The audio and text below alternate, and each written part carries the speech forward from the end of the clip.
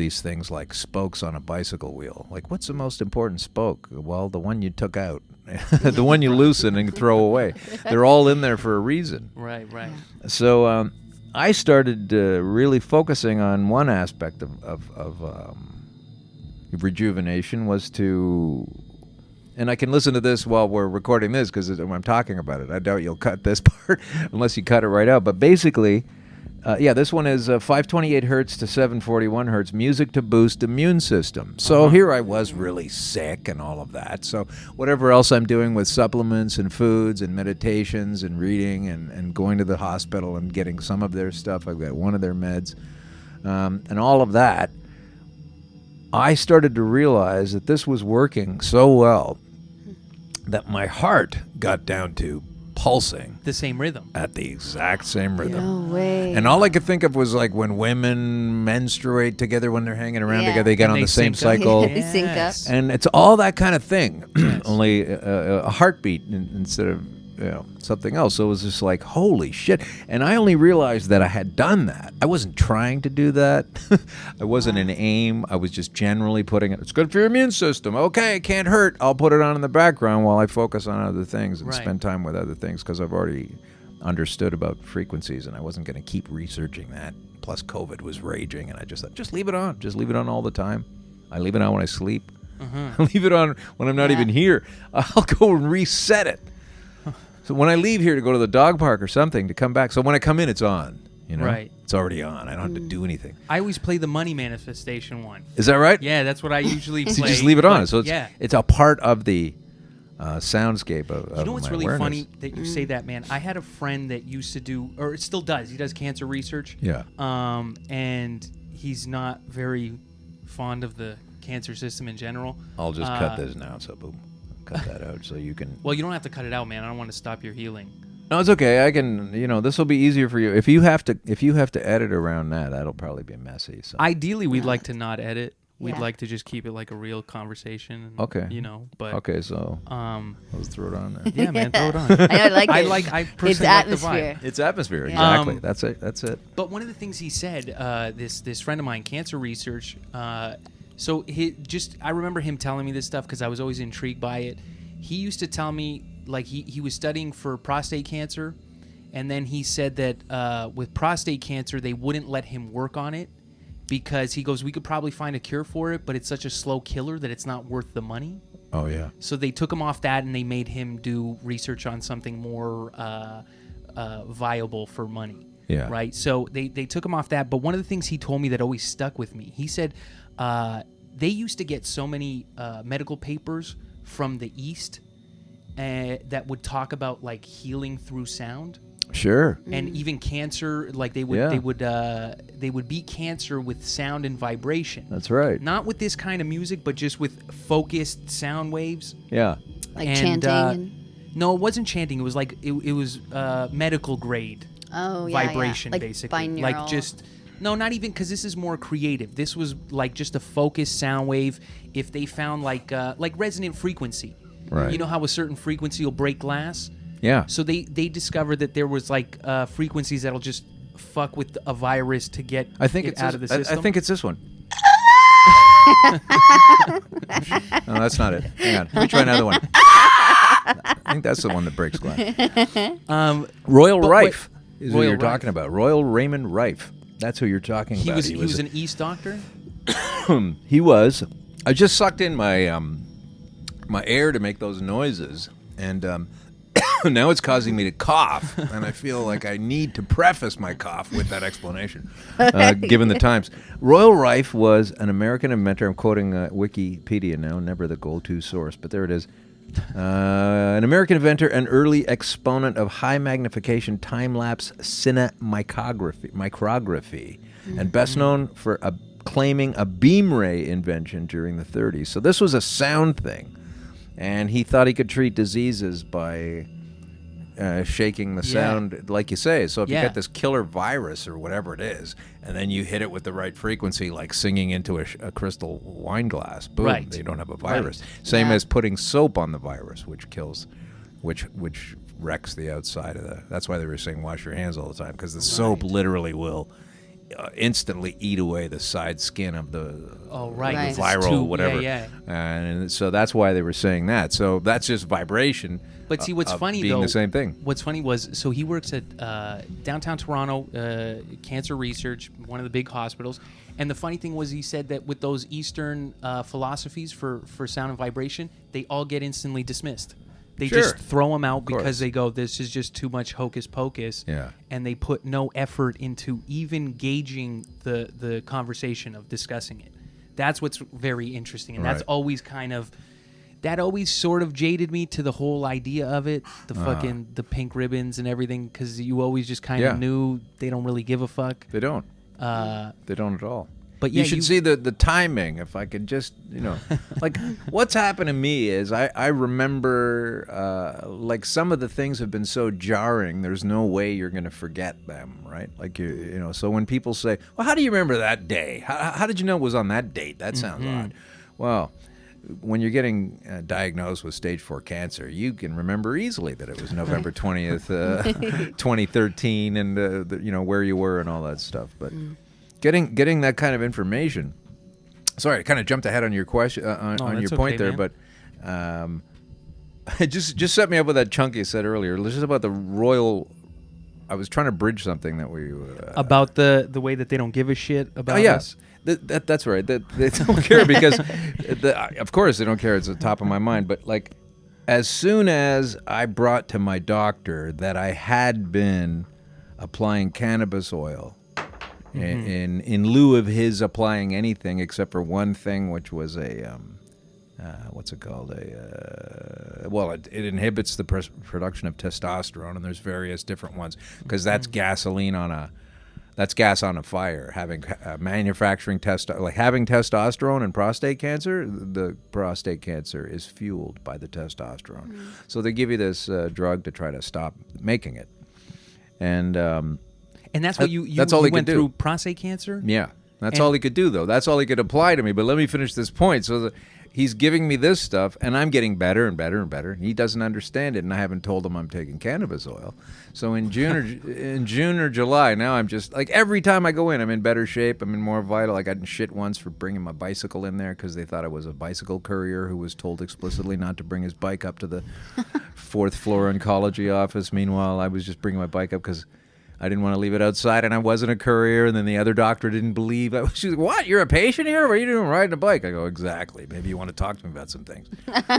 And everybody else is sitting around in the waiting room looking up at the 680/24 screen, just waiting for their shot.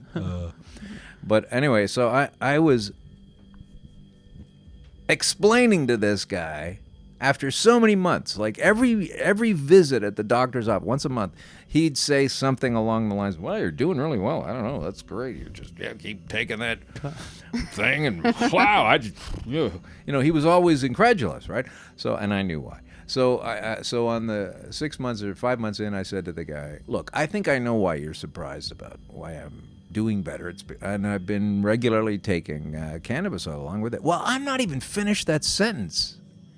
And he jumps up with, "Oh, that's not a lot of research on that. It could be dangerous. I wouldn't advise that."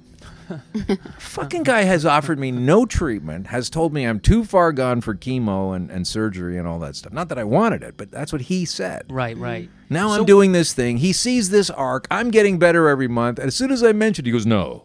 So I just don't go there. So even when he's telling you you can't even get the radiation treatment and that stuff. Yeah, I was too far gone. So what was it? He's just there to tell you you're gonna die? Like that was his whole Yes. game plan? Like Yeah, he's yeah. like, "I'm not gonna give you anything. You're just Yeah. a goner." Mm-hmm.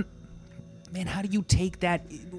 How do you handle that information? What was You know offered I mean? was the medicine that slows down and eventually inhibits the production of testosterone, so it's not burning as quickly. If you imagine cancer as a fire and then it's just sitting there in the corner, eventually consuming everything. But if you poured gas on it, it's going to go quicker. The gas being the testosterone, so they prevent that hormone from being made. But even with that, all that's doing is slowing it down, easing up the pain in the front end. And from what he spent like a couple of minutes explaining to me what that year was going to be like. Like basically the first 5 or 6 months, this will slow things down. But then it's I'm so sorry. Like, we'll up the painkillers and there's nothing we can do. There's just, and so by me using the mnemonic device, because I'm in a pickle, right? You're being told this bad news. Yeah. 5 weeks later, I'm back at the expert's office and use the device of him saying, at that point is when he told me I had 10 to 12 months to live. So that was late December of 2013, about 5 weeks after I was in for the diagnosis, saying, and so I said, you mean like Halloween or Christmas? 10 or 12 months, right? Like, so I could remember those pieces of news. And he's like, yeah, I'm afraid so. And I was like, and then I just questioned him. You're saying there's nothing else I can do to change this? And I could tell from his answer, which was no, and the way he said it and his physical energy and the whole thing, that he was incorrect. That when I said, is there anything else I can do? And he said, no, I was able to tell that that wasn't true. Wow. So I don't say why he said it. Are you trying to fuck me up? Are you lying to me? Yeah. Are you scamming me? I didn't go there. Yeah. I just was aware that him saying there's nothing else he could do, it didn't. Now, I understand a lot of people are going to think that's a basic, normal denial after being told something like that.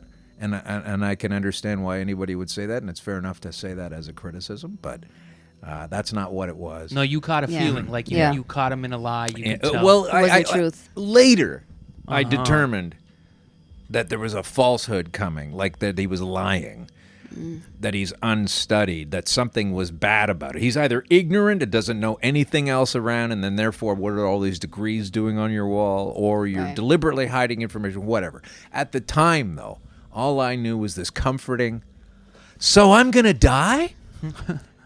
No. That's what I got out of it. Right. Even though I said, there's nothing else I can do, and he said no. It was like, oh, you're not certain about this. You don't know this for sure. This isn't the whole deal. So there must be somewhere else. There must be something else. You don't know what it is. You're not going to tell me what it is, but I know now this isn't the end of the ride. Right. And so I'm literally free to go and look for other things because he said, no chemo, no radiation, no surgery.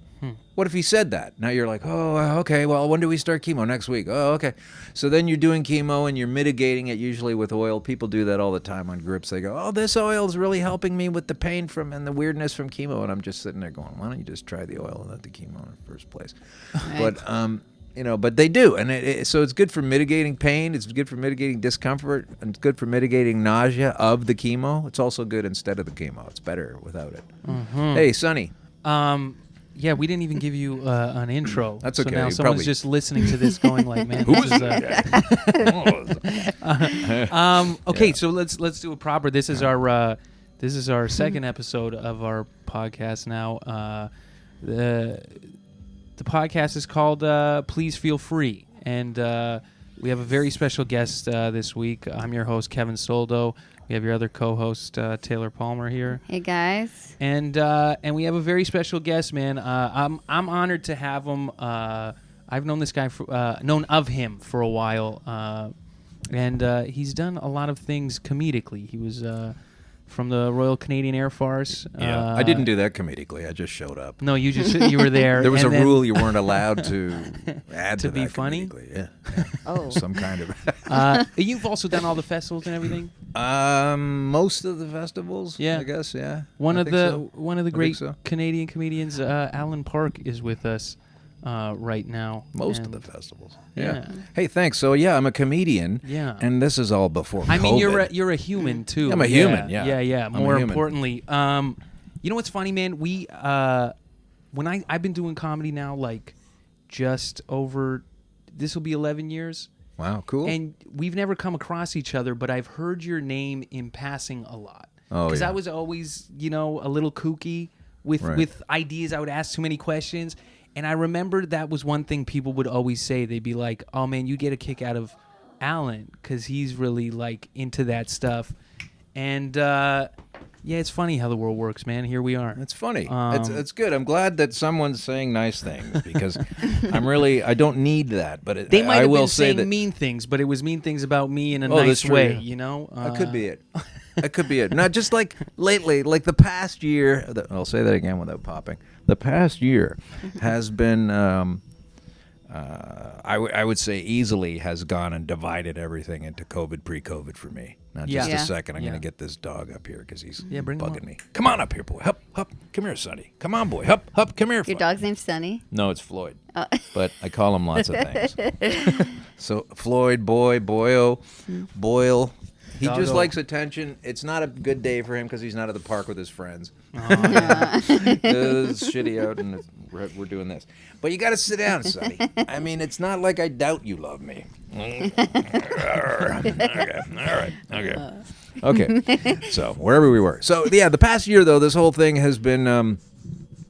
I was under. We're always under a series of illusions, and no matter how much we think we know. And so one of the illusions I was under from the past year was that, and I don't think people are saying they're under illusions. I think they think they know everything that's going on. But one of the illusions I was under was that having my background of a contentious journey through the medical system by a lot of the bigger pushers in that system, like this guy that I had for surgery was, my doctor was one of the best surgeons in Canada. Apparently a lot of people want to go see him if they get prostate cancer. Well, he was no good to me. I mean, he didn't offer me anything except for tell me the one thing that was working and that I shouldn't do it because it hasn't been tested. Never mind. And if I was in an angry state or something, I said, well, why hasn't it been tested? I've already had 5 weeks of progress with it, I can tell you. And then they stick it, well, that's just anecdotal. I go, well, if there's 10,000 stories that are anecdotes, they're all being told by people that are still alive. Is that not worth something? Yeah. So, but this guy telling me things, had another doctor subsequently, but I have been wending my way through the medical system ever since the year of 2013. I mean, this is when I had my initial awarenesses that there was something wrong with me. That manifested as a pulled rib in the gym in January, thinking that was what I did, pulled my rib. I wasn't warmed up enough. I pulled my rib. So I had to wait 6 weeks for it to heal, but it wasn't quite healing, and it was getting worse and worse and worse. And so now we're into like April, and I'm still messed up, and I don't know what's going on. And they couldn't put a cast on it because it's a rib, so you just have to wait. But it was getting worse and worse, and so by June I'm in the doctor's office and doing tests, and then by July, August again, and then by September I'm into a expert and a reproductive expert. Fella who's looking at my prostate and all that, and none of them came up with this diagnosis. You're fine. I'm not fine. I'm falling apart. I was in pain. Things were terrible. I didn't know what the hell was going on. It was frightening. And I was aching, and I was going through junk, acetaminophen and Tylenol, just gobbling that stuff like candies, Aleve, all of those things. And did you get to a point where none of that stuff even worked yeah. anymore? And I knew that it was a toxic load on my kidney and stuff, but I was taking it anyway because if you had a little bit of pain, you go, well, fuck it. It's weird to take 2 or 3 Tylenols. It doesn't really seem to. So that was just getting worse and worse. And then at the end of November, I went to see this. I had to go to the Emerge. I'd been trying allopathy down the road of 2013, and they were all just wrong or mistaken or coming up empty. Then I get this diagnosis from the emergency guy 5 weeks later, who knew more than a lot of people. And then 5 weeks later, the expert doesn't have much for me. And I began my journey through. And then 5 or 6 months into it, I tell you, this is the guy telling me, don't do that oil. It's dangerous kind of thing. We haven't tried it. We don't know what it'll be like because we haven't. I wonder what his position is on the vaccines that they didn't try on anybody. But so I was frustrated by that, but also freed by it. Right. And I was kind of hoping that by talking about it, and I've helped a lot of people, and that was the genesis for wanting to put it into a podcast. I gave you that healing method chunk from that episode. Yeah, where that those was a guys great one, yeah. gave me the show out of it, and because they were listening and they thought it would be great of it, so then I put a show together with it that lasted for just over 2 years to talk about it. I was infallible with my details. I was always right because I was bringing research from someone else that was right. I was basically collating stuff through my own experience and through the experience of others. So it wasn't like you could really argue with me. Yeah, about did you notice that there were then doctors that did have an interest in that kind of research? One did you come guy across any? very much off to the side later on. Right. No, because, I mean, you can get into that personally, but they have this thing called the standard of care. This is an actual trope where they have the standard of care. This also comes down from the Rockefellers and the medicine and everything else. And Right. so all these cool things that you're trying, no, we won't do that. We'll just do. So the standard of care for cancer is chemo, radiation, and surgery. They don't say, well, let's radically look at your diet. Now, and how make sure-" new? They don't How do that. new is that? How new is that? The standard of care? Yeah. Oh, I don't know. Well, it changes. It's kind of like the food thing. You know, there used The to be the pyramid? food Yeah. groups and the whatever. They just set these. So you got cancer. We have 3 things. Anything else beyond that, you're a heretic. So that's basically all it is. But like, given that it's been somewhat public, I have gone and done this podcast for people. You can still get tons of great information out of it. It was going in the shadow of Trudeau, the Prime Minister of Canada, opening up the cannabis rules and laws and opening up the industry from when the times when it wasn't there and it was all run by criminals, so to speak. So they were transitioning, and I wanted to make sure that an intelligent voice who had used it before, who was in touch with people who use it now for the reasons you use it. I'm supposed to be fucking dead, damn it. Like, give me some fucking credit for that. Yeah. Give the plant credit for that. Yeah, no kidding. You know, give it, and they just won't, right? But anyway, more through time, and then had this incredible adventure of insanity that took place with Jamaica, and going there to test. What do you mean adventure of insanity? Well, we'll get to it later. I can't even open it up without. It's a whole another hour of talking. So, but I had to. So at the end of so this is after my podcast closed at the end of 2018. I just couldn't find the energy to keep going because they had made the new rules and they were different and they were not what we recommended, and that's what it was going to be. So there was Right. no sense going, hey, listen to this information and therefore you can structure your act accordingly. So once it was out, I wasn't going to sit there and fight it all day right, long. right. And I couldn't get into it as much. So, and then I was sick anyway, so the cancer's coming back at the end of 18.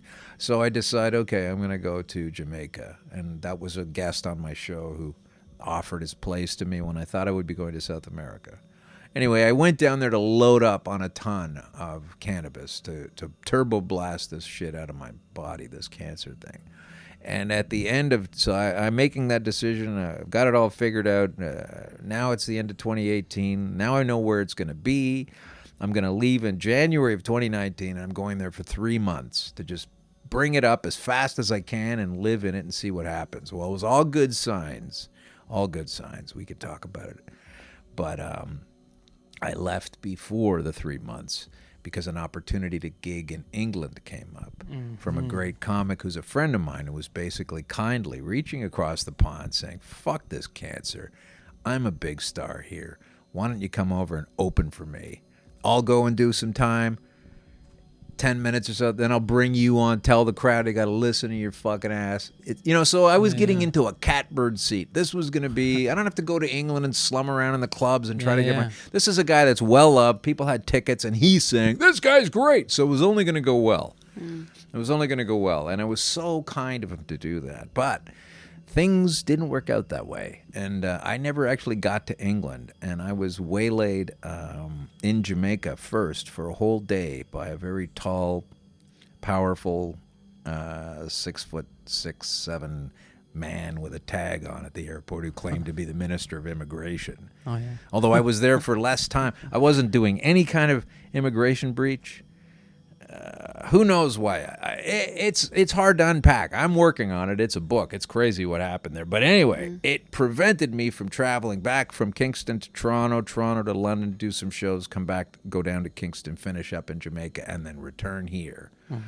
Didn't happen. I got here, and they canceled my continuing flight to England for being unruly on the plane on a 4.5-hour flight for which I slept 2 hours by myself at the back. I don't understand how I was You unruly. can cause a lot of shit in 2 hours, huh? I didn't fucking do anything, man. I told the guy when I got on, I don't want anything. I just want 3 glasses of water, preferably. But what One was now, it? Like one they later. flagged your account or something? Your passport? Yeah. I had an interview to get on the plane after, all the checks and balances you had to do to get on the plane? Yeah, yeah. I did all that, and then we're walking down the ramp to go on the plane. I got pulled out of that lineup and sat down for another 20-minute interview. But what did they think you were like a smuggler or something? I don't know what they thought.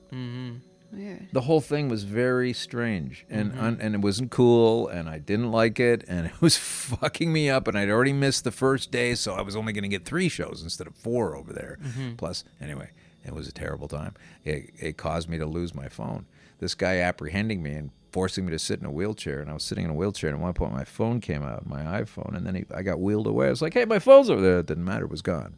So that was the beginning of not having my phone for 5 months. My pictures from the trip, all the notes from my experimentation, all the stuff that I was doing. Yes, no, I didn't have it backed up properly, all that shit. But you don't think you're going to Yeah, get you never mugged. do. Yeah, Yeah. yeah. So that's what happens. And anyway, so I had a tough time getting out of there. But I was online still, and this person had started a cancer fundraiser for me against my wishes 3 times. So now people knew that I was...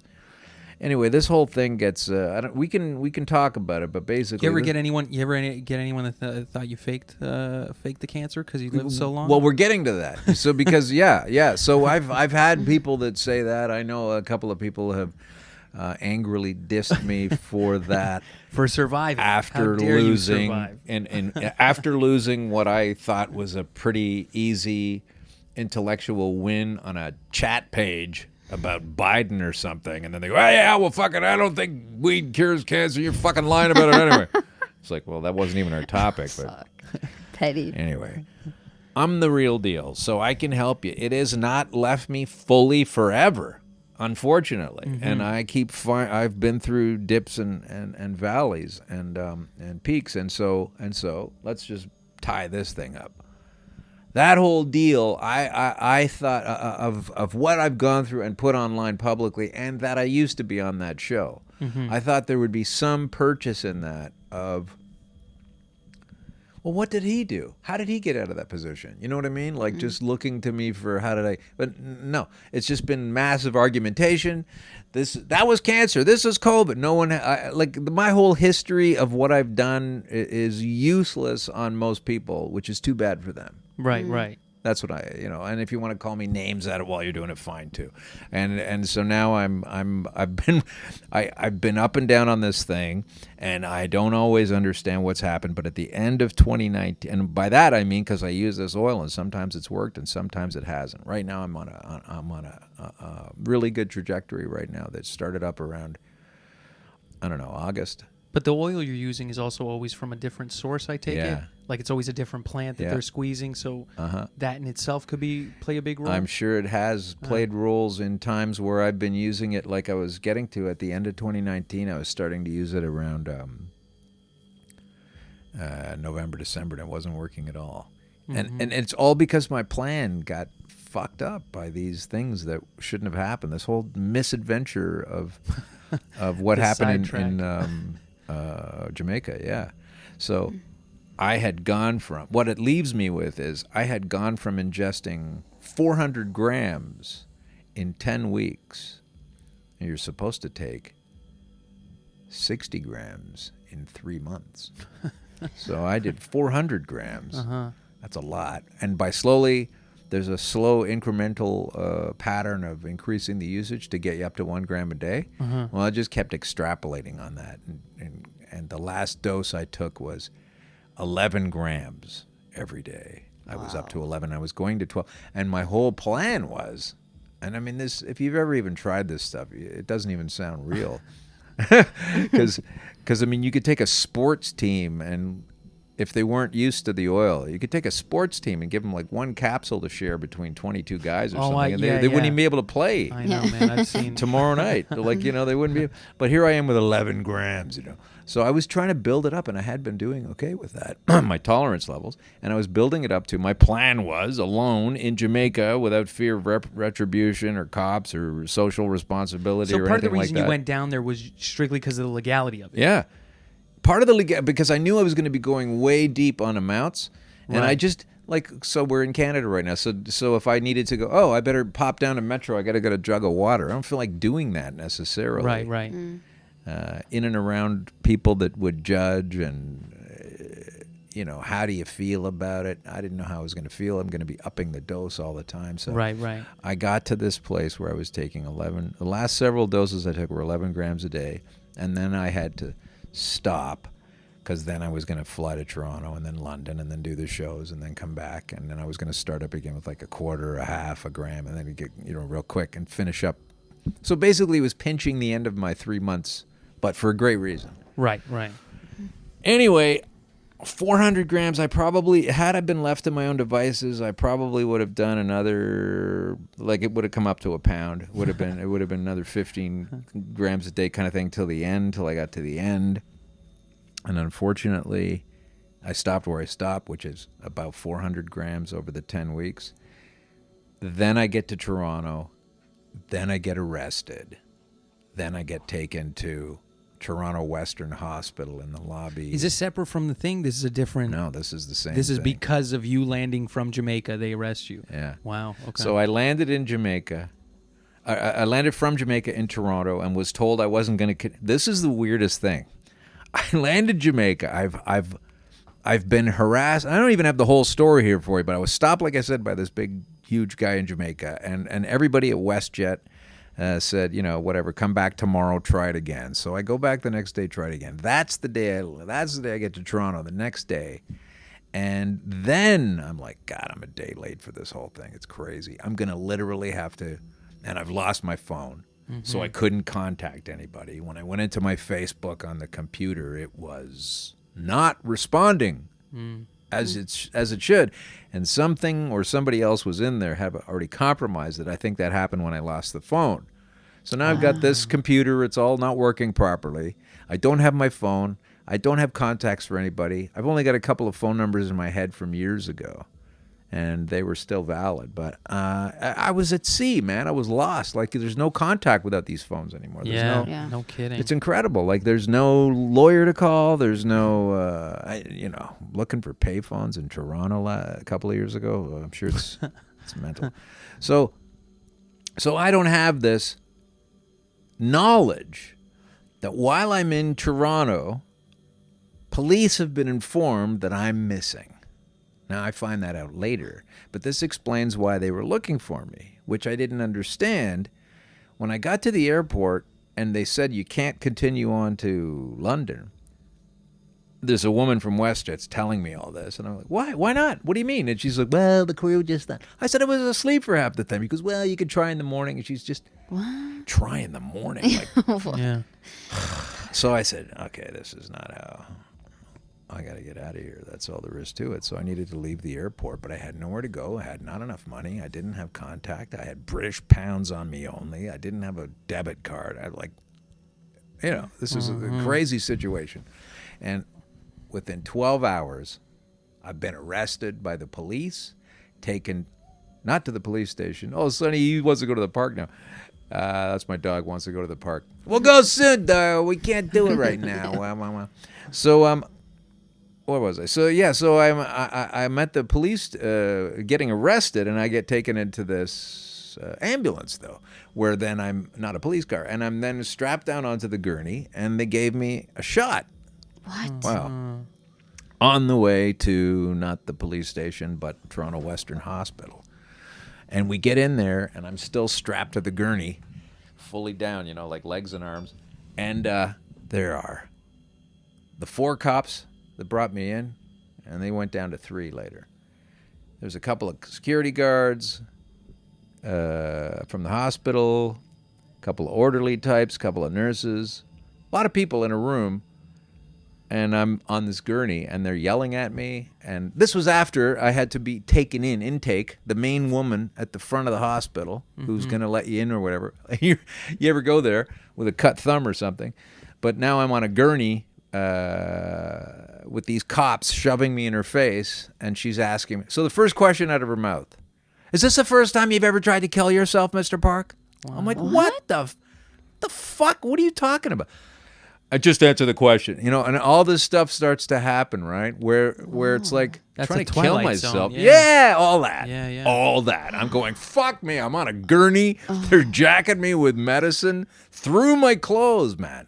I'm wearing jeans shorts. Boom, boom, boom. 7 needles down here. Yeah, and they don't 7 take- needles down there. You can't reason with them either. Oh, When I you're in wasn't. those, like, No. even if No. you were calm and shit, they're not going to be fun and... So I wasn't. And I Yeah. now know how I will be and was and am for this whole COVID thing. So, like, okay, it's true. I had ingested a lot of cannabis. They ran some tests and came to the conclusion that since I had so much in me, of course I'm trying to kill myself.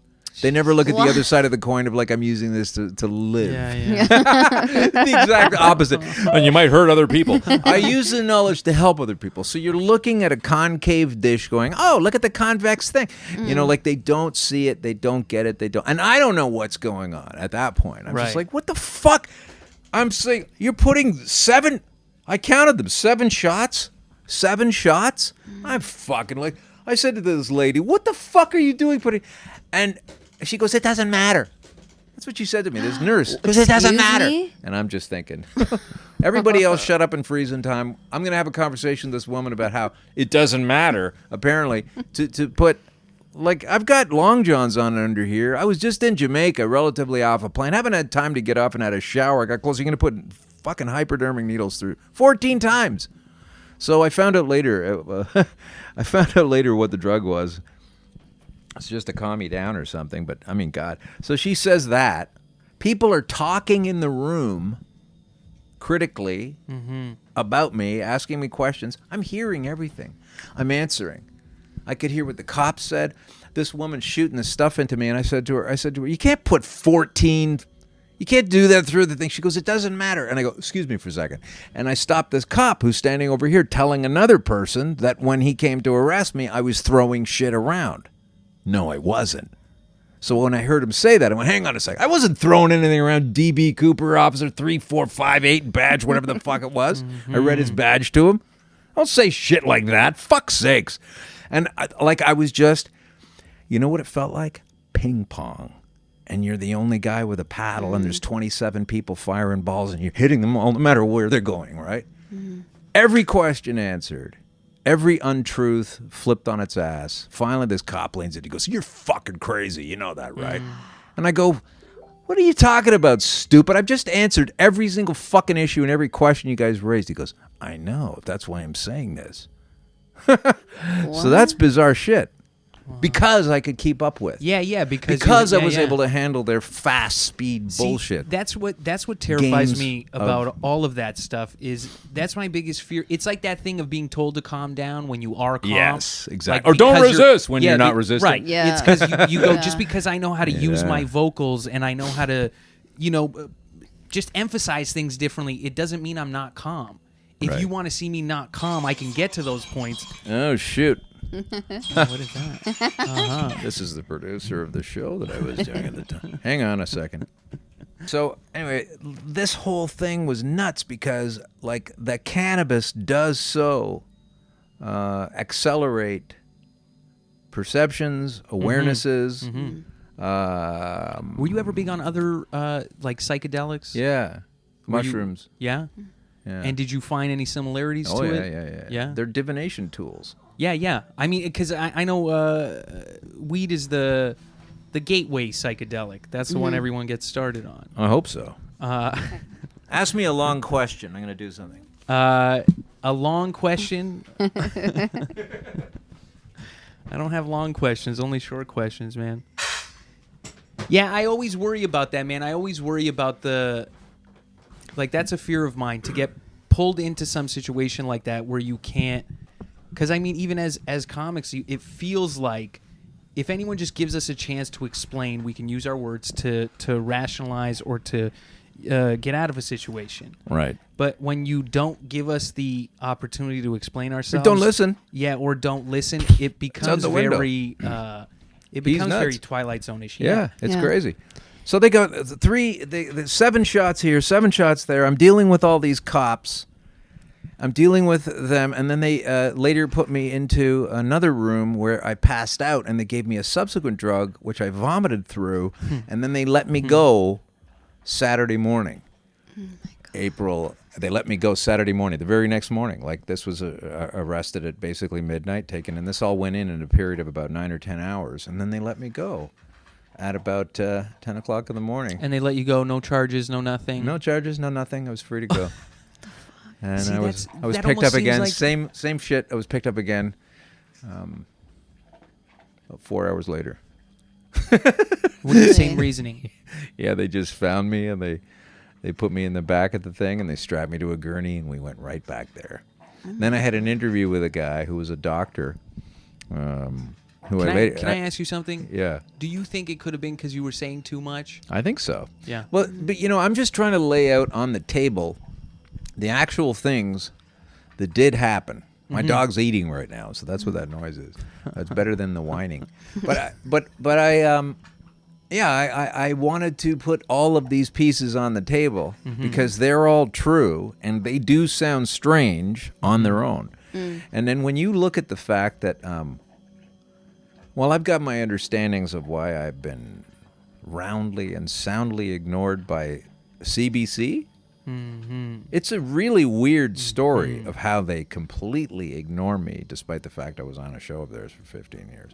But I mean, it's strange, right? Like it's a long ride of what was in 15? It was 12, but still, it was.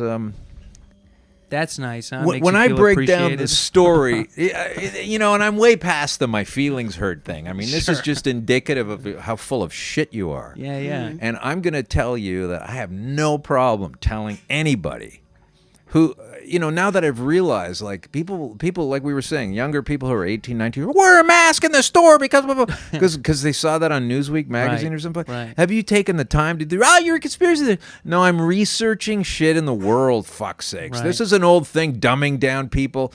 John Taylor Gatto, the New York school teacher, talked about it years ago. This is the end of a result of a plan. We're at a place where people aren't thinking Right. and not looking at things the way they should, And so do you think there was ever a time where there was a lot of thinkers? Or do you think thinking was just this, like, do you think it's just narrowed to a It's been small going, it's percentage been anyway? circling the drain forever. Right. I mean, more people used to. Once I was on the road, I don't have it here with me because I've got a bunch of boxes of books, probably 20 boxes of books, the size of that crate over there, and the rest of my things. I would just have them here. It'd be so great because they're everything I have. But I was on the road, Kingston, Ontario. This is going to be in the 90s, and I used to always go to old bookstores. Loved it, right? And I found a book there that was a level 6 grade Ontario reader.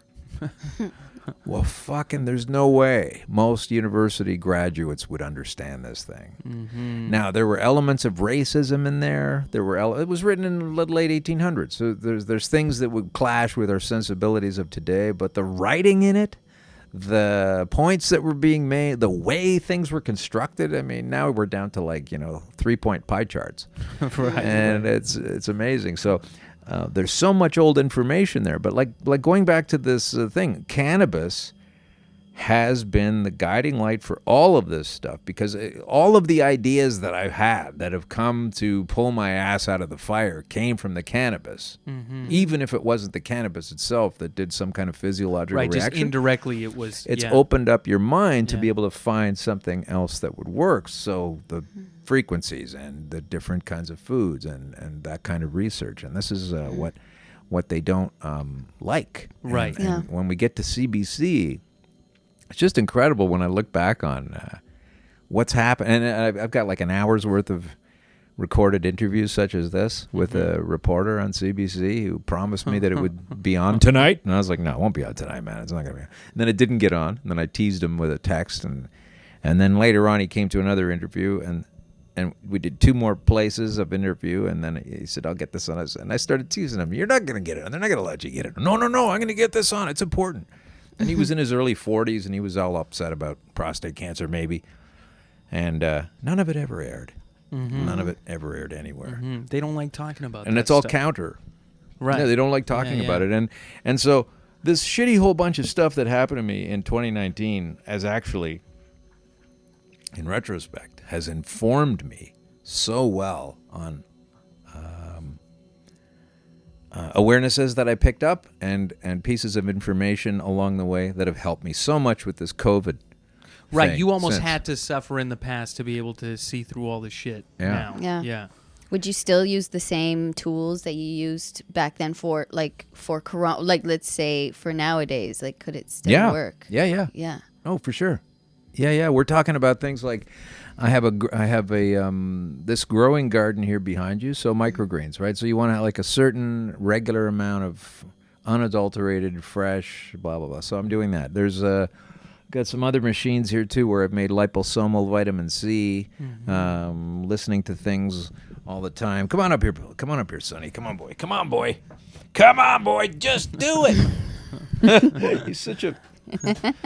Come on, man. Let's go. Come on. Hey, boy. Like, don't cry if you don't come up. Okay.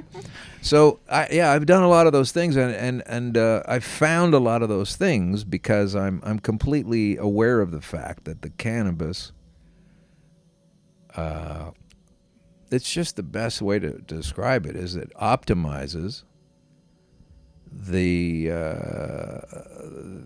it optimizes your ability to take in awareness and a wider field of vision than you previously were. Yes. I agree. Yeah. And so there's where a lot of your help. So before you started any of this stuff, were you a smoker? Were you an avid smoker throughout, or no? You didn't touch it until. Yeah, I was smoking from 17 to 30, off and on. Okay. Yeah. Quit finally when I was 30, 31, something like that, and then I started again in 2019 when I was arrested because of where I was and stuff, and I thought I needed to use that as a currency and as a social buffer. Right. Come here.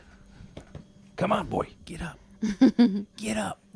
Come on, boy. Hop up. Let's go. Let's go. Hop up on there. Let's go. Come on. Let's go. He's got no run. Come on, silly hog. He's like, oh, you. He's starring the show now. I just don't like it because we're not getting anything done if he's just going to sit there. So anyway, yeah, it's a loaded topic, but I just want to make sure that this gets in there at some point, and if we don't get all of the pieces to it, but this is what I reasoned back then and came to learn is true. Is that the immune system, which you can't even mention that now, right? Because you can't even, what? Immune system? You mean this mask? No. The immune system of the body is, I likened it to a Mack truck. Okay? How so? Well, it's doing all of the work driving through. And on the hood of the Mack truck is the shiny chrome bulldog. Yeah. That is the pineal gland. Right. The Mack truck is the immune system.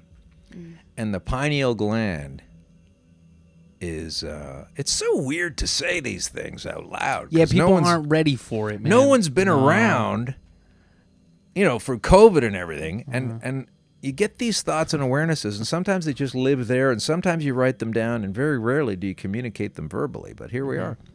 So... And if you don't, do your own research, as they always say, do your own thing and think that this is crazy as fuck if you like. See, I think the time for that is over, man, because nobody's doing their research anyways. Right. So we just need to tell fucking people what it is. We can't keep... Because that's the whole thing where people go, oh, yeah, but it's a mask. You could do what you want. Let me do what... But that's how we got here in the first place. That's right. Just letting people... Someone's got to tell people, like, look, man, some of this shit is... It's bullshit. Yeah, it's just wrong. Like, I have all the paperwork and all the hard data that I can... I haven't put it all together in book form because I've had to carry it around and stash it at places, and I've been collating, and it's a long... difficult journey, but I do have it, and I can show you all the medical readouts where I'm gonna be dead. So what happened was I'm into like 6 years now of no, that didn't happen. Right. So I get to drive this fucking thing. Right. Yeah. Yeah. I get to drive it all day long. Because either and you could don't give know me- what the fuck you're talking about, and then you're just a total walking miracle. Right, which Or- is cool. Leave which me is alone. Fine. Yeah, that's still a story. Someone should still want that story, man. Yes. They go, I've never met anybody like this. This guy's been alive for 6 Sure. years. They told me, or maybe you have an information or two that really does benefit people and help people's well-being. Well, I have that, but there's a shit ton of professional doctors and professional medical researchers and stuff in the world that have far more than I have in that way of knowledge, and they just get shut up. Yeah. Yeah. You're not allowed to bring that in as a question. You're not even allowed to say, "Well, how do you know the vaccine?" Oh, hey, don't even. Well, I didn't say anything. I just said, "How do you know the vaccine's in the purple tube or pink tube?" Like, I didn't say, "Oh, all these have been tested ahead of time." Like, there's a sensitivity to it, right? And just my timing, like 2012 after that, so it was a good year, and then 2013 is this devolvement into a bad year, and at the end of which they tell me I won't be getting out of 2014, like 10 to 12 months. So it's fair to say that there might have been some kind of funeral/memorial service in January of 2015. So here we are 6 years down the road. Come up here, man. Come up here, please. You have to. Has he been with you the whole journey? Yeah. Yeah, there you go. Well, 5 years anyway. I've had him since 2015 after I recovered that horrible summer, but I'm regretting it now. Come here, buddy. Come here, boy. Come on. Get up there. Silly boy. All right. Okay. So, yeah. So you gotta just chill out sometimes, boy. So anyway, yeah. So 6 years. Well, all I'm getting to is like, there's a certain level of power, strength, certainty. Can easily be misread as arrogance. Might even be arrogance sometimes. Doesn't necessarily diminish the message. It could to some listeners. But just being tired of being told that it's all bullshit and fake and whatever, I'm just like, no. I know this shit works. Yeah. And, when the criticisms I often have to most deal with are like, well, how do you know it's going to work for everybody? Whoa. You wouldn't believe the standards that dumb folks try to put on cannabis that they don't put on anything else. Right. Yeah. Right. It doesn't work for everybody. Well, does chemo work for everybody? Does chemo? No, it doesn't work. Oh, now it's getting into conspiracy theory. But I'm just saying, no, it doesn't work for everybody. So what? Not everybody likes the flavor of caramel. This guy likes sweets. This guy likes sweets. He still doesn't like caramel, and he likes caramel. So, like, everything doesn't work for everybody, but it's like it worked well for me. And I'm 6 years into it, so I don't want to be told what to do. Now, I go to my doctors for consults. I ask them about things. We get blood tests, and I go from there. Have you found a better doctor since? Like, have you found anyone that's like intrigued by your story at all? The second guy, yeah. The second guy was. So the first guy that was... that gave you the great news. First guy that gave me the great news was an Emerge doc. A month later, 5 weeks later, I saw the expert at Mount Sinai Hospital. And then when that ended in the summer of 14... And I stopped going to see that guy because he kept, and I stopped going to see him in October. And then in 2015, I did have a catastrophic relapse at late at the end of the year. And when they said I would be dead, I went into a heavy dip, and it was quite damaging. And I was with my partner at the time, and she had family in Barbados, and we went there for 5-day vacation, and I could only do 3. I needed weed. I couldn't. I couldn't live without the oil. Like, I even bought a little bit to smoke on the beach, but I couldn't live without it. And anyway, so from there I deteriorated up until this is 2015. Now I'm deteriorating down to the level of got to go into the hospital big time. When was that? Late April, early May, and I was there for 3 weeks, three weeks and a few days, and once again in there. Managed to get things turned around. And that doctor who was at that hospital at that time, he was very interested in all of this. And he was very helpful and wasn't going to get in the way of it. Just do what you do, but it doesn't do anything. Like sort of looking down on it, but like, whatever, like, go ahead and do it. And was okay with the fact that I would say I would use it. But even during that whole time, or remotely interested in researching it. But that entire time it wasn't even legal in Canada, right? That wasn't until 2017. That's right. So they even almost had to 2018. look at it. 2018, that's right, yeah. So then it was almost like they had to look at it negatively. Well, they still do, but yeah. Yeah. Yeah. So even now after legalization, there's none that are like. There's no. See, there's I really no thought work on that it. would. Yeah, I really thought that would open doors for more. See, this is the thing. Like, this is the naivete. Like, you go through these layers that you molt, right? Like, where you think you know everything, and there's lots of things I think I know, and then I realize I don't know that, and that peels off. But like at the time, that layer was, wait a minute, this thought I had turned out to be totally fake. Okay, so this thought I had was like, it came to me at the beginning, like February January, February 2014, where I'm starting to research this stuff, and I'm using the cannabis oil, and I'm feeling better. And my first doctor's going, I don't believe this. When I got to that level of what I was finding and what might work, I was thinking, fuck, this is going to be great. I mean, people know that I've been in this horrible place. I've got this cancer and everything else.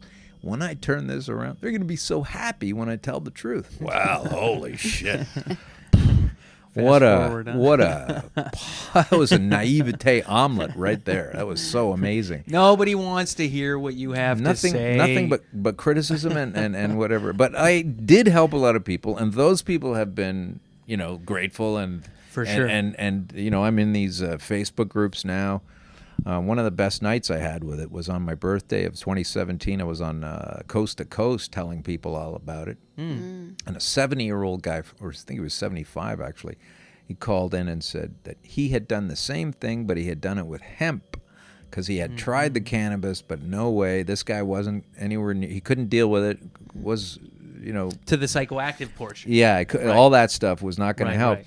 And so it's too bad because that's part of the healing. But this guy did it all with hemp, and he says it took me way longer, but it still worked. Like it still cooked it all. He was a hemp farmer, and he cooked And the it all. hemp would still be heavy CBD, right? Yeah. Like it's just, yeah. It's heavy CBD, but and such a limited amount of THC though Right. that you would barely Right. even notice it because you do need that. And I would say to the guy, just try it again anyway. But he did his own thing. And he just said, I just realized I couldn't deal with it, and I just had to go.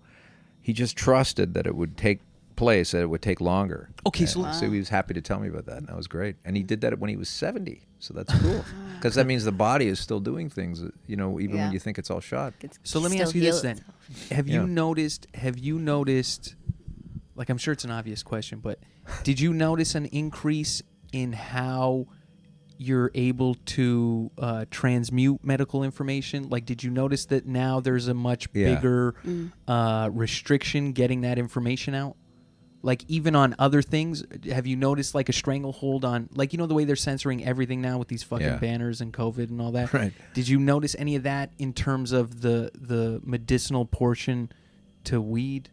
Yeah, The yeah, THC? that was rolling on all the time. Yeah. Like they were always kind of censoring that and trying to hide it. And I mean, when you're down to it, if you look at what is legal, okay, so what was the way things were previously under Harper, all that, and before that? Right. If you look at that as a paradigm unto itself, then you go from there to the transition process where Trudeau says they're going to legalize it or whatever, and there hasn't been yet.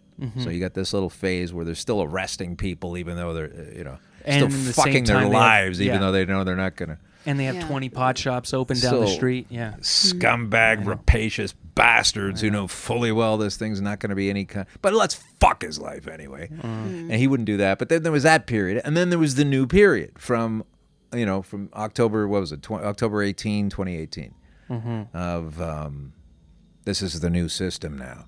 Well, once that came in, people were unaware of the fact. And I was aware of the fact, but I was upset about the fact that doesn't count for what I do. Like, what I do is illegal still. Right, right. Yeah, because we fucked up too just on the wording. We were never supposed to legalize it. We were supposed to decriminalize it. Yeah. And that's where we fucked up. I was singing that song every Yeah. week, and I hated it. Hey, we should legalize it. I saw bumper stickers, I saw license plates. And, Well, I bought into it too, man. I thought that was Legalize right. And you go, yeah, legal, make it legal. And then I didn't put it together where you go, no, that's way worse. It's You called. just want It's like decriminal. saying entangle the shit out of it. Yeah. That's what you're saying. When you make it so complicated to understand that we'll all hate it. Yeah, okay, we'll do that.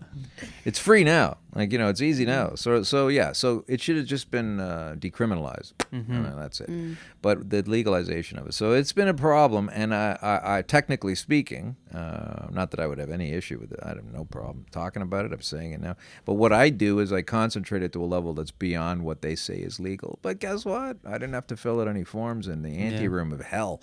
Like I really almost regret the entire journey that if I just released and let go, I could have avoided the entire Trudeau COVID bullshit fucking festival and just died when they said I was supposed to at the beginning of 2015. Right. Before he got in. We But need you. I've been so sad. Thanks. But I was sad at the beginning because my friends, I say that in a pre-COVID way, were always, Harper's an asshole. We got to get rid of this guy, which I totally agreed with. You know, I was not in love with Harper. I criticized the shit out of that guy, but I didn't see the alternative being now we go red because it never works. Right. And we have to get down to we got to do something. And then people go, yeah, well, we'll do that later. And then they talk about electoral reform after the election. And then, you know, there's never any kind of. So when Trudeau got in, which was no surprise to anybody because, you know, 12 or so years of Harper, you just hated the guy. Harper would have got in if we'd had 12 years of Trudeau. You know what I mean? Mm-hmm. So here's Trudeau gets in after 12 years.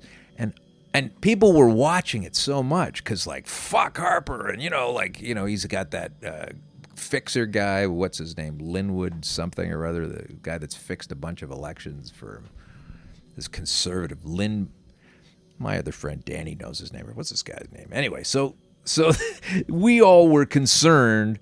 Everybody was like, "Oh no, can you imagine if Harper wins?" Like, but that's not the issue, man. This isn't going to work just revolving it. And sure enough, look at this fucking mess we're in. Right. Well, I think this is way worse now than anything Harper brought to us in the times that we were living here. I agree. It really seems it's terrible. Yeah. But the thing is that the thing that where I knew it was going to be terrible and that we were going into a bad time was when because so many people were paying attention to the politics, get rid of this guy, let's bring in this new.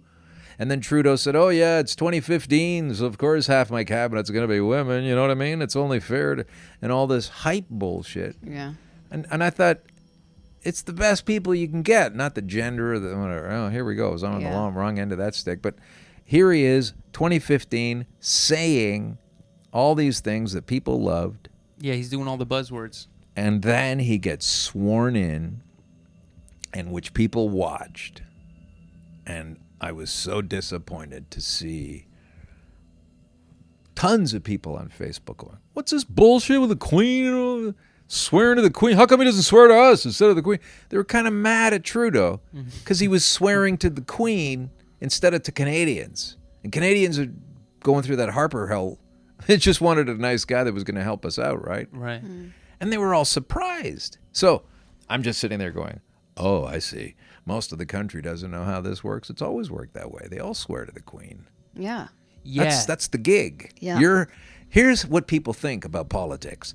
People think they live in an area and they need shit, so they send you to Ottawa to tell the prime minister and whatever what's going to be needed and what we're going to do. Right. They don't understand what's going on. It's the exact opposite. The dude is representative of the Queen of England, who is representative of the Crown, which is not the same thing. And the Crown is making all the orders, and they have people in Ottawa come back to your jurisdiction here and tell you how it's going to go. This is what we're going to do. Yeah. It's not this other thing. Yeah. You know, it's not this other way around. It's a complete flip on the general perception. So when I saw people going, what's he fucking swear to the Queen for? Oh, shit. Yeah, he's this playing the guy's game. got the keys to the store. Everybody doesn't even know what he's doing. Fuck. Anyway, so here we are. Yeah. Yeah, I mean, I don't know how much different it would have went even if it wasn't him. Like, cause Not a ton. Yeah. No. Not a ton, because they all do it. I mean, like every conservative, every Democrat, because it's all about the international health regulations of 2005 that everybody kind of acknowledged. So that would have been Paul Harper, is that his name? No, Stephen Paul, Harper? No. Paul Martin of the Paul Liberals, Martin, who was the yes. prime minister, and his people at the time would have said okay to these plans, these medical plans of 2004. But if it was Jagmeet Singh somehow upset Justin Trudeau in 2015 and the NDPs came in, they'd be doing the same thing. Yeah.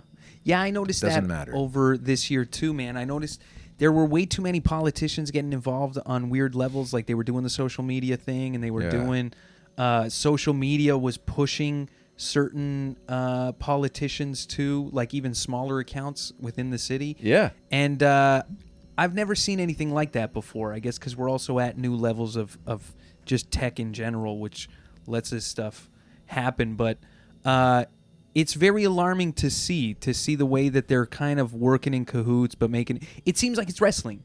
Yeah. It feels like you're watching wrestling, where you go, this Why guy's is it talking like bad. What is the key thing about wrestling? The what do you mean the key thing? The drama? Yeah. Like, because the wrestling, you you look at the politicians and they talk bad against each other. Like you have a heel there, and he's going, "Man, fuck this guy. He doesn't know anything." Right. And then you can look into it and you go, it checks out, but people don't do anything about it. You just continue to watch the show. Right. You know, there's nothing that changes. There's nothing. And then it's almost like we're getting to that realization where you go, because I remember being a kid telling all like my friends that watch wrestling, you know this shit's fake. And there was that long period of time where people were like, no, it's not fake. And then even when they got to the realization of it being fake, they're like, Okay, well, at when least was it's that? good entertainment. When did they get to the realization that it was fake? Probably like, at least for me, my perspective, probably seemed like the early 2000s. Okay. The That's early that 2000s. that sits about right with me. I was amazed at that time that people didn't already know this. That wrestling was that fake? it was even an argument at all. Yeah. Well, but see, I'm talking like being a kid, going like, I know. you're in elementary school. This is what Sure. I was always cartoon based. Yeah. You know, that's where I got my ideas from. Right. But people would show up with their ideas from wrestling, and you go Yeah. like, I can't watch that. It was never my thing. It was, you know, half naked dudes weren't really something I was into, so I would rather just Right. watch cartoons. But Right. people were so certain, no, this is real. The way they do this, the way they flip a guy, the way they, Wow.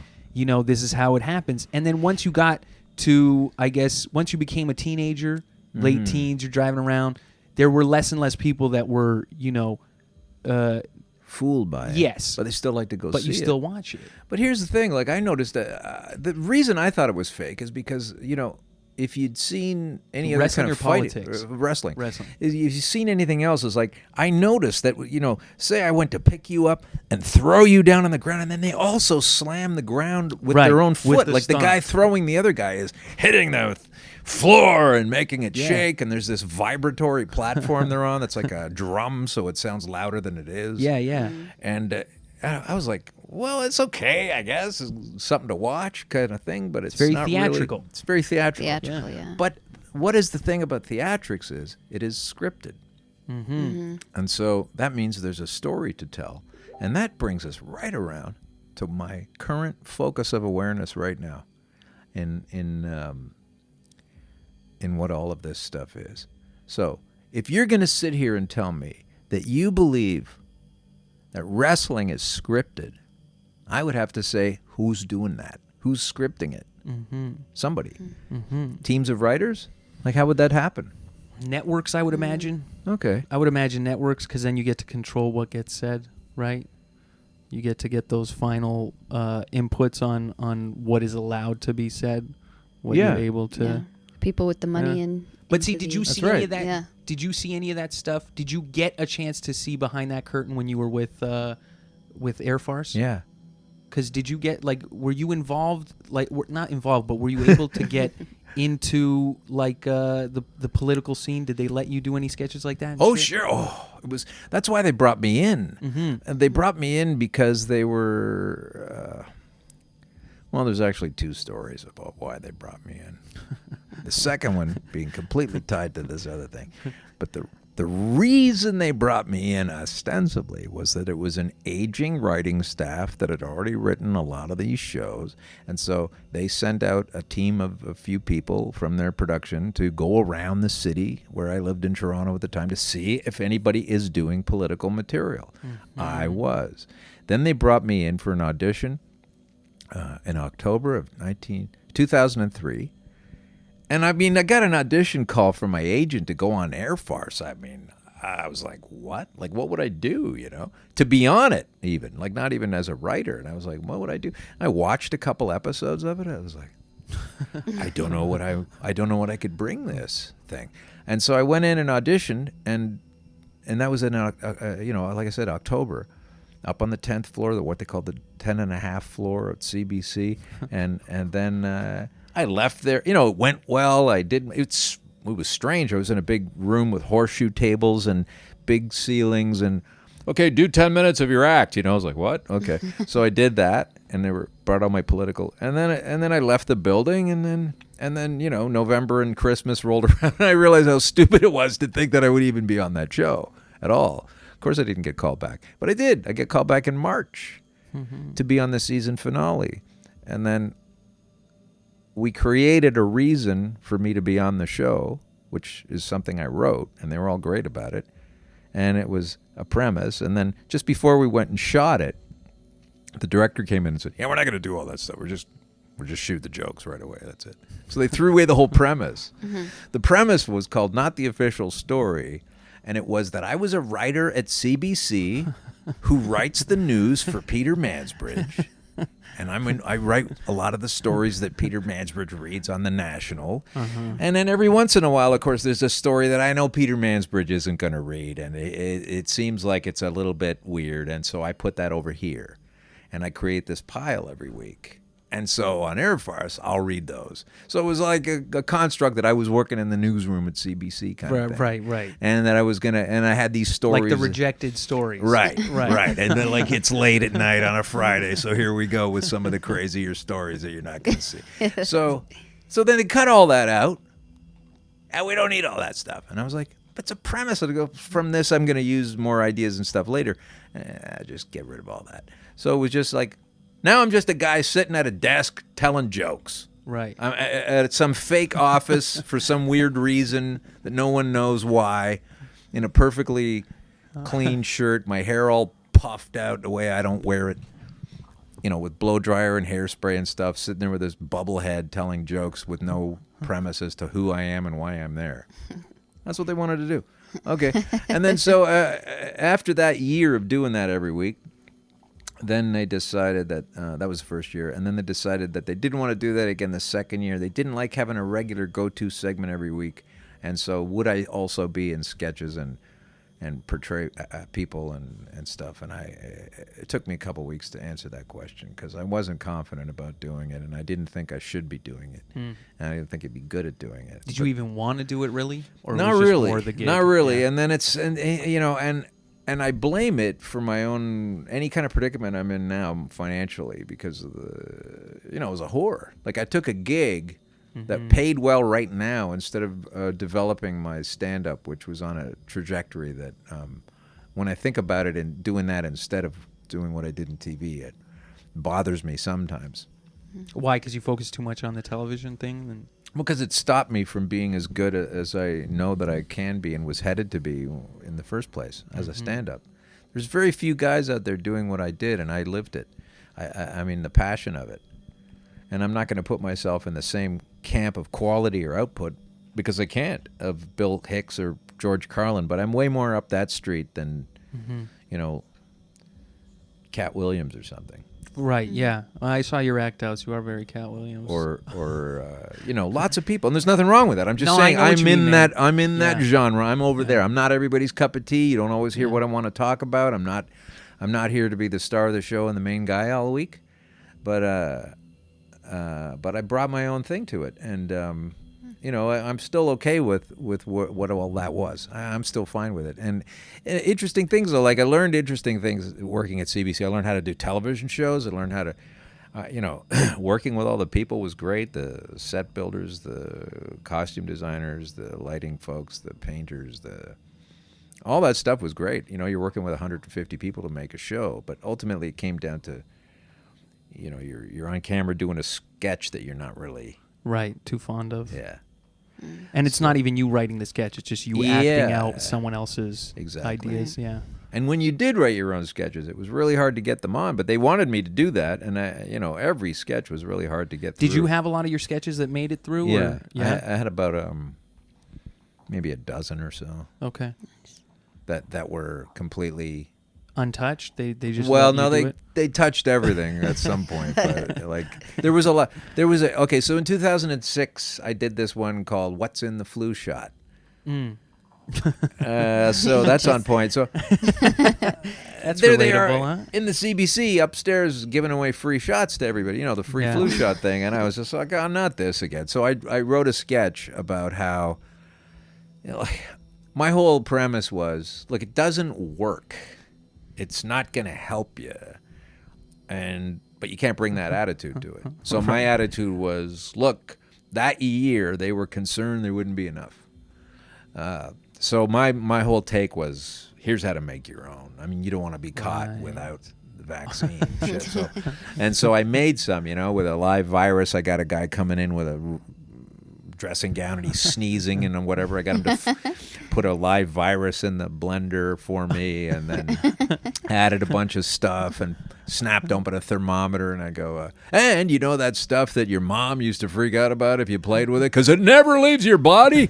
That goes right in there. And I snapped a thermometer and had the For the mercury. But even so, because it was TV, right? What they had to do was when they finally are on board with all this, they had to make a fake thermometer instead of having real mercury with a little silver piece of steel in it. So when I slapped it, it slid out, like, you know what I mean? The whole thing's so funny. But basically, just making your own and then putting it in a blender, and including eggs and chicken eggs and all that stuff. And it was like, hey, it's vaccine for the whole family, right? And then of course, so that was That's my great. angle. You was should to almost use bring it. that back. Bring Well, it I was back. looking for it. So guess what? A few years later, Jim Carrey likes this thing apparently, and he wanted to reshoot it because him and his gal at the time wanted to do green vaccines or whatever the fuck that is, and he was going to reshoot it. So then his manager was looking for me and all this stuff, and I missed a party. Man, that in would Brentwood. be really Whatever. if you did that, man. With like if you updated it where you're throwing Yeah. in like baby fetuses and stuff like Yeah, that. exactly. into the- yeah, and you That'd be blend good it to all do. up. That'd be funny, man. Now this is the COVID vaccine, and you Yeah. got to set it up like you're so against it. Yeah, Yeah. for it.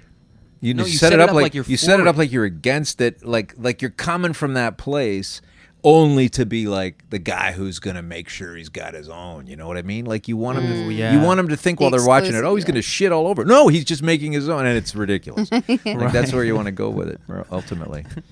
But the thing about that, so that was hard. So why I brought that up because it was 2006. Pre-YouTube and all that stuff, big time. And it was 2006. It was super hard. There were a million script changes. I had to tangle with the lawyers. They were always never laughing and always against it. It was this big. It was like pushing a boulder up a hill. And I'm going, why am I doing that? It was like, well, I don't know if we can do this thing. Well, that's the point of the sketch, that kind of shit, right? All week long. And then finally it gets done. Crowd loves it. Goes over well. Nice piece. And he'll say anything about it next week. You don't get any credence that oh, you got all that shit done. Oh, okay. The next time you bring it, well, no, we can't do that because this. We can't. Constantly again with the same you're always blocks, fighting. right? Guess what happened to that sketch? So I come in next week, and the woman who was working at the front, and remember, this is 2006, 6. She says, been getting a lot of phone calls from the people. They want to get a copy of that sketch. So what they had to do was, apparently, this is viral. This is explaining viral before computers. Right. really. The original viral. So I do this sketch. It airs. Of course, one of the affiliates is in Windsor, which is across the river from Detroit, where some chiropractor thought it was fucking brilliant, so wanted to get a hold of the original. So contacted Toronto to get a DVD or a CD of that sketch so they could make copies so they could give it to people to show them how stupid the fucking flu vaccine was. And this thing started to circle around. And in the alternative, holistic, whatever sort of Yeah, community of before people were downloading cool. videos and stuff, it was like, Right. hey, check this out. Oh, I've got this DVD here. Put it in your Asus and take a look at this thing. This is a funny. So that was neat. Like it was like that there was a visceral payback on that one for me, where I realized like, no, I really did put a lot of hard. I never relented on my message of the sketch. And just a lot of fights along the way. Not big fights, but, just the control creative thing along the way. And it finally gets out the way pretty much as best as I thought I could get it out in that format. Yeah. And then it was getting really nice, positive it seems feedback. like you really put something out that was actually truthful. That So actually then- had yeah. Been a resonate. conspiracy Yeah. theorist for a long time. Exactly. So it turned into, that was really worthwhile kind of thing. But then it was always a fight to bring stuff Just to try to to make that them. happen And again. yeah. It was always difficult. And so, whatever. And I was always the edgier one or whatever. Like I That's don't know, funny I to just be didn't- edgy. You don't even because you're not dirty. No, but I was you're trying just to edgy because you say things that we're not supposed to say, right. and it's not even curse words. Or you just top- talk exactly. about topics that are just forbidden topics, Right. Yeah, and and the good sort for of only you. reason they're forbidden is It's always been like that. Yeah, So, I guess. So for me, anyway. So just to say, like, to bring us to this COVID thing, and then it feels like that's only the decent way to set all this up. Is like all that stuff that happened. So I'm in Jamaica. So I did all of this oil, right? This 400 grams, and then I got arrested, which means I was in the hospital for 3 weeks, got out for 5 days, went back in for 3 weeks. Now it's the end of May. Now I get arrested by the police and like go to jail by the police Jail. for threatening to kill someone, Okay. which wasn't the case. It's not what I said. And I was actually trying to escape and leave this person while she came running down the street waving her arms going, "This guy tried to kill me." And then some interloper at the corner said, "Hey, why are you trying to do that?" And then the next thing you know, the police are there, and you all were of a like sudden I'm in cuffs. You're like the original Me Too, also. Yeah, kind of thing. Original viral video, original Me Too guy. Well, not original because it was 2019, but Oh, there you go. You were just. it was like, what? And this guy comes to the corner. He comes to the corner. He's going, "Hey, what's going on here?" And I go, "I'm just having this argument with this woman who's fucked my life up." And I just turned to this guy and I said, "Buddy, you don't even know what you're talking about right now. Like, what are you doing here?" And he's like, "Oh." And I said, "Do you know what the word misandry means?" And he goes, "No." And I go, "Well, then you don't have any fucking business standing here. Get out of here." Anyway, he was the one that called the cops and blah, blah, blah. So anyway, I get arrested. Now I'm in jail. So How long did you have to go in? this isn't for? just one day. Okay. And then in the next morning, I got out, and it was the 25th of May. 25th of May. So I was arrested on the 20th. I was out of the hospital on the 23rd, arrested on the 24th, out of jail on the 25th. Down at City Hall in Toronto, stuck in the city. Now I've been arrested. Now I have a bail officer that I'm going to have to go see on the following Monday. And so I live in Owen Sound. It's 2.5 hours from Toronto. I don't have a car. Guess what? I'm homeless. I can't live in Owen Sound where my place is, and I have to be in Toronto so that I can Just Obtain- visit your parole officer? Yeah, because every single night I had to come in with a ticket from the place I slept at last night, which had to be a designated City of Toronto official residence authority, something, like a fucking rooming house or whatever. So you got to collect these tickets, and I got to get 7 of those and then go see my parole officer. And then she knows I was in a good place. And so I was like stuck.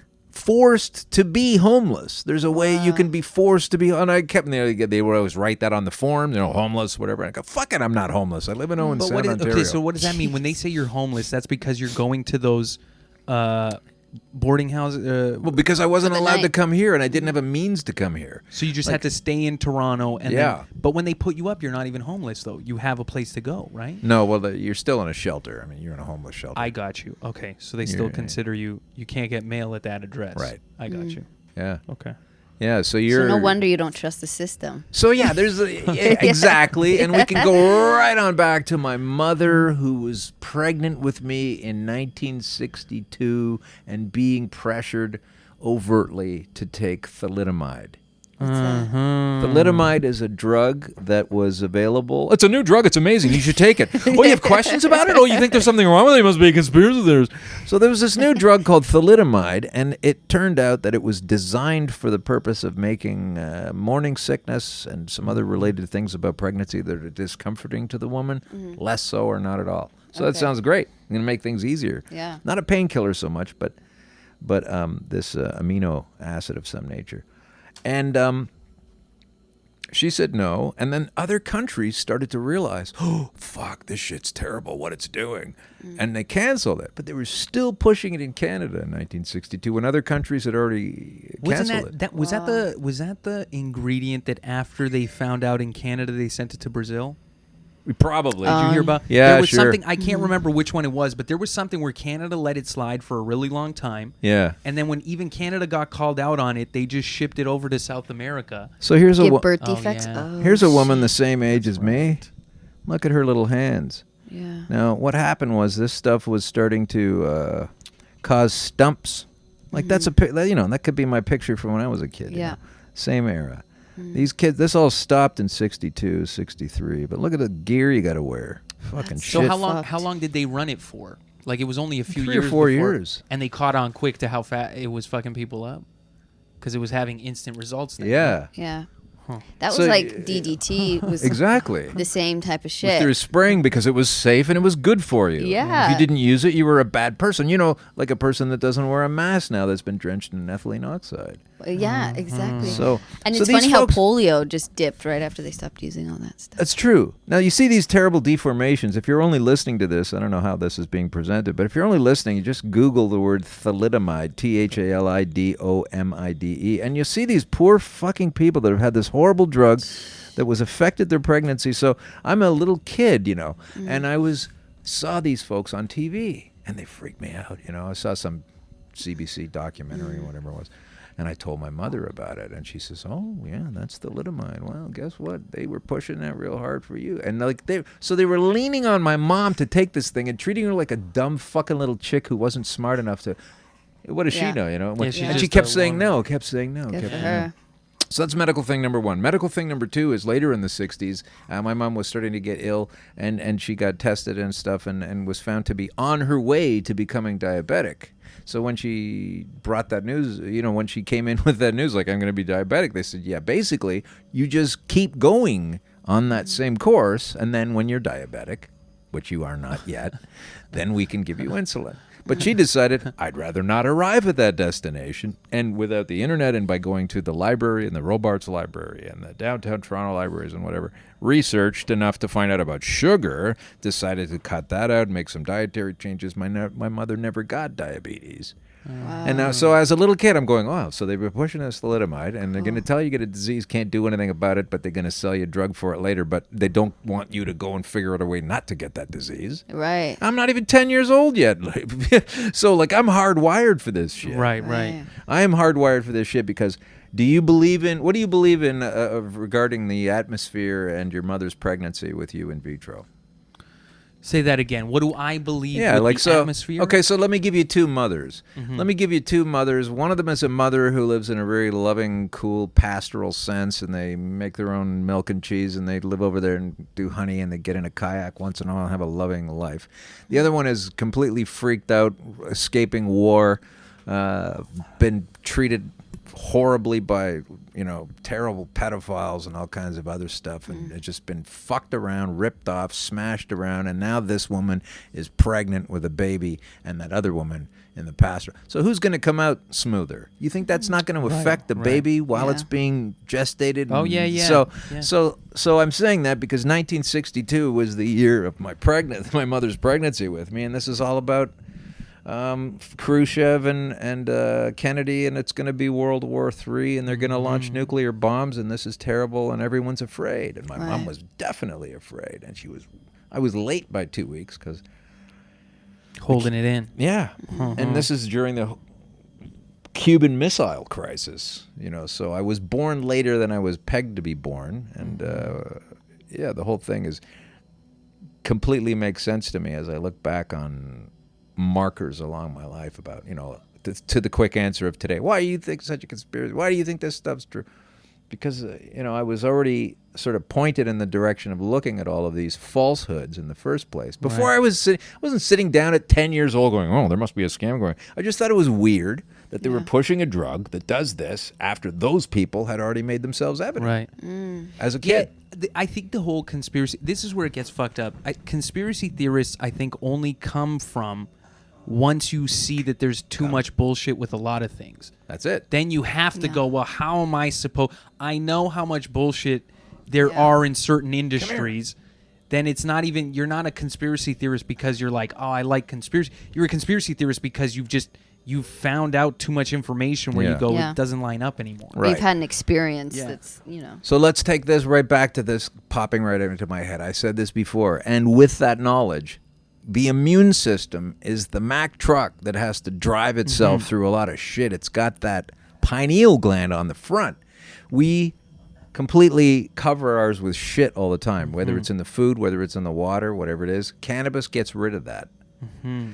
So when you start to realize that the DNA that exists within your body that holds the genetic code and is part of everything about you and your history wires up into the pineal gland at the top of the head, which is basically a satellite dish, sending that information out into the universe just as much as it takes it back in. That sounds crazy. See, Yeah, well, go watch the wrestling. I used to go really nuts about this for the last few years, and I was screaming about it on stage, but nobody gave a fuck. Nobody cared. Nobody cares. The water, man. The water bothered me so much when I started, because I've always been keen on water and having good water. Yeah. It bothered me when I started to see that there were certain people, because everybody used to say tap water was great.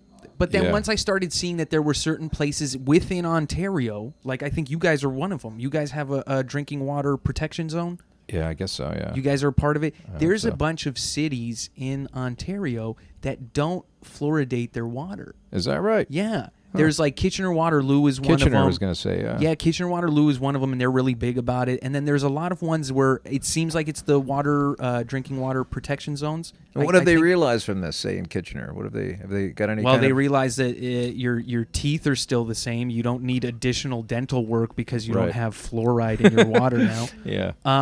But it just seems like, well, they got a lot more. What do they got? They got the Amish out there, or the Dutch. Oh, yeah. The Hutterites or whatever, yeah. They seem a lot more connected. They seem a lot more connected, a lot more concerned about what they put in their body in general, the food they eat. You just kind of don't see think that so. in a lot of places where they do fluoridate the water. Toronto, the GTA, things like that.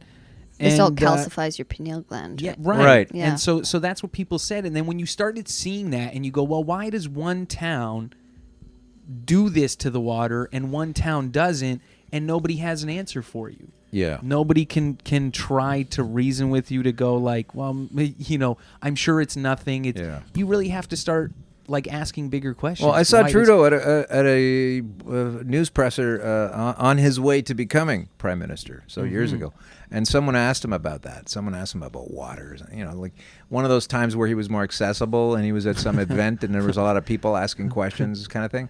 And he says, "Well, I've heard some conspiracy theories about the fluoride thing, but I don't have any problem with it. I'll just brush it off in a couple seconds." It was a small, and to me, I was like, "Oh, okay, interesting." He wouldn't even listen to what the guy had to say about it.